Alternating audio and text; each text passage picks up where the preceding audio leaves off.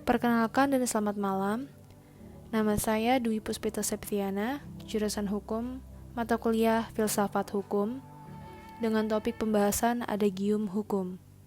Dunia hukum dipenuhi dengan banyak adagium, sebagai dasar praktik hukum dan implementasi peraturan. Menurut KBBI, adagium adalah pepatah atau peribahasa.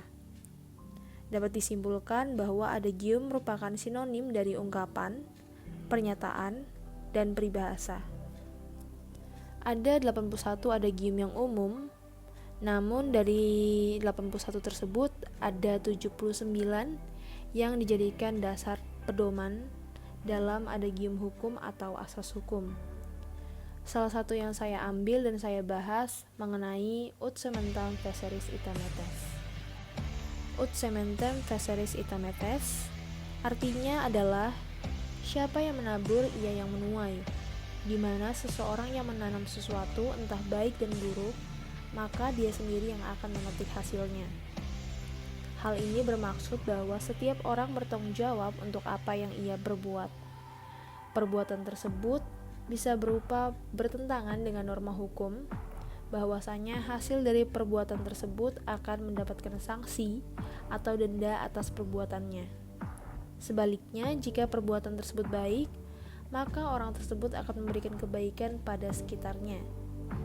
Denda yang kita tahu bisa berupa mengganti kerugian material, dan sanksi merupakan sanksi sosial, biasanya di mana datang dari kecaman masyarakat, dan hal ini dapat membuat malu orang yang melakukan perbuatan pertentangan pada norma hukum.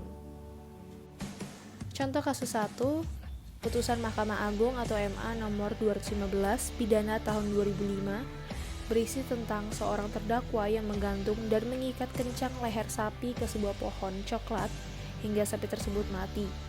Maka terdakwa atas perbuatan buruknya dapat diancam sesuai pasal 302 ayat 2 KUHP, pidana penjara paling lama 9 bulan atau paling banyak Rp300.000 karena penganiayaan hewan.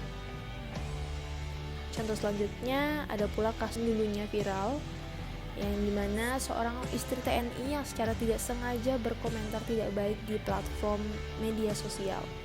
Atas perbuatannya tersebut, akibatnya sang suami aparat TNI mendapatkan sanksi yang berupa tindakan disiplin dari satuan tempat tugasnya, dan ada pula yang dikenai sanksi penahanan, kemudian ada pula yang dicopot dari jabatannya. Akhir kata, sehingga hal ini dapat dikaitkan pula dengan asas presumption iures de iure. Namun yang kita bahas adalah ut sementem feceris ita metes, sehingga kesimpulannya bahwa semua orang dianggap tahu hukum, sehingga setiap orang tahu akan perbuatan konsekuensinya. Siapa yang menabur angin yang akan menuai badai. Membuat kekeliruan itu manusiawi, namun kita harus tahu akan batasan dan tidak baik untuk terus mempertahankan kekeliruan tersebut. Bila ada salah kata, saya mohon maaf yang sebesar-besarnya. Terima kasih.